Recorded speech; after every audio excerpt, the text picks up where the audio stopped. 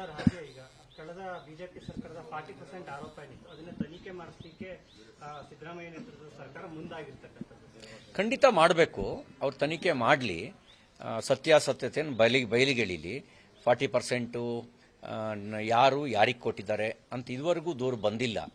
ಯಾರು ಕೊಟ್ಟವರು ದೂರು ಕೊಟ್ಟಿಲ್ಲ ನಾನು ಕೊಟ್ಟಿದ್ದೀನಿ ಅಂತ. ಯಾರಿಗೆ ಕೊಟ್ಟಿದ್ದಾರೆ ಯಾರು ಸುಮ್ಮನೆ ಒಂದು ಆರೋಪ ಮಾಡಿ ನಮ್ಮ ವಿರುದ್ಧ ನೆರೇಟಿವ್ ಸೆಟ್ ಮಾಡಿದ್ರು. ಅವ್ರಿಗೆ ನಾನು ವಿನಂತಿ ಮಾಡ್ತೇನೆ, 3 ತಿಂಗಳೊಳಗಡೆ ನೀವು ರಿಪೋರ್ಟ್ ಸಬ್ಮಿಟ್ ಮಾಡಿ, ಯಾರ್ಯಾರಿಗೆ ಕೊಟ್ಟಿದ್ದಾರೆ ಅಂತ FIR ಹಾಕಿ ರಿಪೋರ್ಟ್ ಸಬ್ಮಿಟ್ ಮಾಡಿ.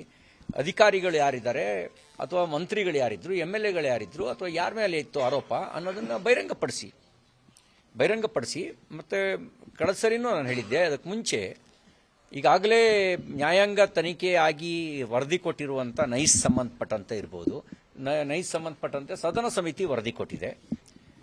ಅದ್ರ ಮೇಲೆ ಆಕ್ಷನ್ ತಗೊಳ್ಳಿ, ಸದನ ಸಮಿತಿಯ ವರದಿಯ ಮೇಲೆ. ಹಾಗೆ ಎರಡನೇದಾಗಿ ಅದು ಕಾಂಗ್ರೆಸ್ ಸರ್ಕಾರ ಇದ್ದಾಗಲೇ ಸದನ ಸಮಿತಿ ರಚನೆ ಮಾಡಿದ್ದು, ವರದಿ ಅದ್ರ ಮೇಲೆ ಆಕ್ಷನ್ ತಗೊಳ್ಳಿ. ಅರ್ಕಾವತಿಗೆ ಸಂಬಂಧಪಟ್ಟಂತೆ ಕೆಂಪಣ್ಣ ಆಯೋಗ ವರದಿ ಕೊಟ್ಟಿದೆ, ಅದ್ರ ಮೇಲೂ ಆಕ್ಷನ್ ತಗೊಳ್ಳಿ. ಆಗ ನಿಮ್ಮ ಸರ್ಕಾರದ ಬಗ್ಗೆ ಭರವಸೆ ನಂಬಿಕೆಗಳು ಹೆಚ್ಚಾಗ್ತವೆ.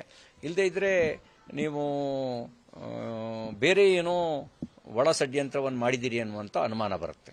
ದೇವೇಗೌಡರು ಒಂದು ಮಾತು ಹೇಳಿದ್ರು, ಸಾಮಾನ್ಯವಾಗಿ ಸುಮ್ಮನೆ ಮಾತಾಡಲ್ಲ, ಮಾಹಿತಿ ಇದ್ದೇನೆ. ಬಿಜೆಪಿ ಆಲ್ರೆಡಿ ಅಧ್ಯಕ್ಷ ಮತ್ತು ವಿಪಕ್ಷ ನಾಯಕನ ಆಯ್ಕೆ ಆಗಿದೆ, ತೀರ್ಮಾನ ಮಾಡಿದ್ದಾರೆ ಅಂತ ಹೇಳಿ ನಿಮ್ಮ ಹೆಸರನ್ನೇ ಹೇಳಿದ್ದಾರೆ. ಭವಿಷ್ಯ ನಿಜ ಆಯ್ತಾ ಅಂತ. ದೇವೇಗೌಡರು ನಮ್ಮ ರಾಜ್ಯದ ಅತ್ಯಂತ ಹಿರಿಯ ಗೌರವಾನ್ವಿತ ರಾಜಕಾರಣಿಗಳು. ನಮ್ಮ ಕನ್ನಡಿಗರೊಬ್ಬರು ಪ್ರಧಾನಮಂತ್ರಿ ಆಗಿದ್ದವರಲ್ಲ, ಅವರು ಕೂಡ ಒಬ್ಬರು. ನಾನು ಅವರು ಯಾವ ಹಿನ್ನೆಲೆಯಲ್ಲಿ ಯಾವ ಮಾಹಿತಿಯಲ್ಲಿ ಅದನ್ನು ಹೇಳಿದ್ದಾರೆ ಅನ್ನೋದು ನನಗೆ ಗೊತ್ತಿಲ್ಲ. ಅವರೇನು ಅಂತಿಮ ನಿರ್ಣಯ ಅಂತ ಹೇಳಿಲ್ಲ, ಚರ್ಚೆ ಆಗಿದೆ ಅಂತ ಹೇಳಿದ್ದಾರೆ.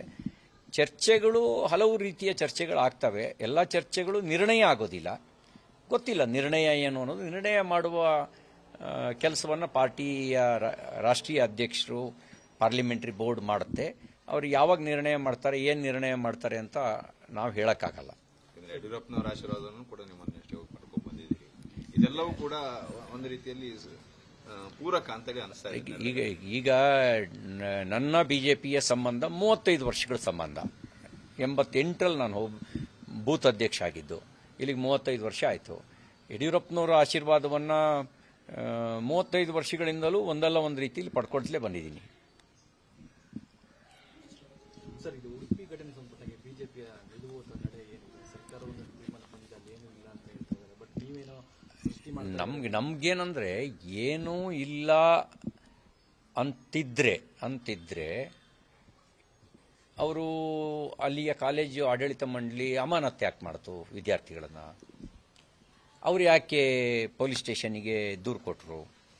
ದೂರು ಕೊಟ್ಟ ನಂತರ ಸಾರ್ವಜನಿಕ ಒತ್ತಡ ನಿರ್ಮಾಣ ಆಗೋವರೆಗೂ ಪೊಲೀಸ್ ಇಲಾಖೆ FIR ಯಾಕೆ ದಾಖಲಿಸಲಿಲ್ಲ? ಈ ಥರದ ಕೆಲವು ಸಂಶಯಗಳು, ಅನುಮಾನಗಳು ಕಾಡ್ತಾ ಇದ್ದಾವೆ. ನಾನು ಯಾವುದೇ ಕನ್ಕ್ಲೂಡಿಗೆ ಬರಲ್ಲ. ಅದಕ್ಕೆ ಮುಂಚೆ ಸರಿಯಾದ ಒಂದು ತನಿಖೆ ಆಗಬೇಕಾದಂಥ ಅವಶ್ಯಕತೆ ಇದೆ. ಯಾರ ಮೇಲೂ ಆರೋಪ ಮಾಡೋಕ್ಕೂ ನಾವು ಬಯಸೋದಿಲ್ಲ, ಹಾಗೇನೆ ಯಾರಿಗೋ clean chit ಕೊಡೋಕ್ಕೂ ಬಯಸೋದಿಲ್ಲ.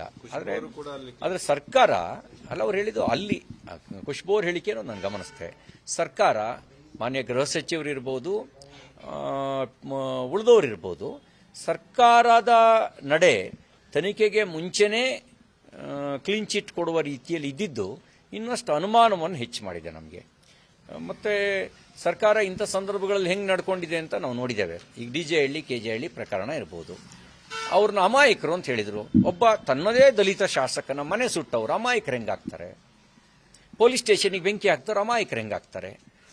First hand information ಇದ್ದರೆ, ಯಾರು ಅಮಾಯಕರು ಅಂತ ಹೇಳ್ತಿದ್ದಾರೆ ಅವ್ರಿಗೆ ಫಸ್ಟ್ ಹ್ಯಾಂಡ್ ಇನ್ಫಾರ್ಮೇಷನ್ ಇದ್ದರೆ, ಅವರು ಬೆಂಕಿ ಹಾಕಿದ ದಿನವೇ ಇಂಥವ್ರು ಮಾತ್ರ ಬೆಂಕಿ ಹಾಕಿದವರು ಅಂತ ಯಾಕೆ ಬಂದು ಹೇಳಲಿಲ್ಲ?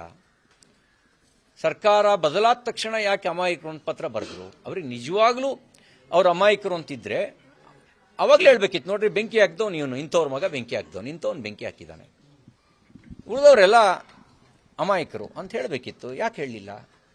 ಅಂದರೆ ನೂರಾರು ವಾಹನಗಳನ್ನು ಸುಟ್ಟವರು, ಮನೆಗಳಿಗೆ ಬೆಂಕಿ ಹಾಕ್ತವರು, ಪೊಲೀಸ್ ಸ್ಟೇಷನ್ಗೆ ಬೆಂಕಿ ಹಾಕಿದವರು, ಅವ್ರಿಗೆ ಅಮಾಯಕರು ಅಂತ ಸರ್ಟಿಫಿಕೇಟ್ ಕೊಡೋದು ಅದಕ್ಕಿಂತ ದೊಡ್ಡ ಅಪರಾಧ ಇನ್ನೊಂದಿಲ್ಲ. ಮತ್ತು ನಿರ್ಣಯ ಯಾರು ಮಾಡಬೇಕು ಅಮಾಯಕರು ಅಂದರೆ? ನಮ್ಮ ದೇಶದ ಇವರೇನು ತನಿಖಾ ತಂಡ ಅಲ್ಲ. ಕಾಂಗ್ರೆಸ್ ಶಾಸಕರಿಗೆ ಇನ್ನು ಸ್ಪೆಷಲ್ ಸ್ಕ್ವಾಡ್ ಆಗಿ ಏನಾದ್ರು ಮಾಡಿ ತನಿಖಾ ತಂಡವಾಗಿ ಏನಾದ್ರು ನಿಯುಕ್ತಿ ಮಾಡಿದ್ರೆ ಯಾರಾದ್ರೂ ತನಿಖೆ ಮಾಡಿದ ರಿಪೋರ್ಟ್ ಇದೆ ಇವ್ರ ಹತ್ರ. ಇಷ್ಟ ಆದಮೇಲೆ ಅಂತಿಮವಾಗಿ ಅಪರಾಧಿ ಹೌದೋ ಅಲ್ವೋ ಅಂತ ನಿರ್ಣಯ ಯಾರು ತಗೊಳ್ಬೇಕು? ನ್ಯಾಯಾಲಯ ತಗೊಳ್ಬೇಕು. ನ್ಯಾಯಾಲಯದ ಪಾತ್ರ ನೀವು ವಹಿಸೋಕ್ಕಾಗತ್ತಾ? ಮತ್ತೊಂದು ಸಾಮಾನ್ಯ ಘಟನೆನಾ ಅಥವಾ ರೈತ ಚಳವಳಿನ, ಕನ್ನಡ ಹೋರಾಟಗಾರರ ಚಳವಳಿನ? ಏನದು ಬೆಂಕಿ ಹಾಕಿದ್ದು ಅದು ರೈತ ಚಳವಳಿ ಅಂತ ಭಾವಿಸೋಕ್ಕಾಗತ್ತಾ? ಕನ್ನಡದ ಹೋರಾಟ ಅಂತ ಭಾವಿಸೋಕ್ಕಾಗತ್ತಾ ಊರಿಗೆ ಬೆಂಕಿ ಹಾಕಿದವ್ರನ್ನ? ಅಂದರೆ ಯಾವ ರಾಜಕಾರಣ ಮಾಡಕ್ಕೆ ಕೊಟ್ಟಿದೆ ಕಾಂಗ್ರೆಸ್ಸು?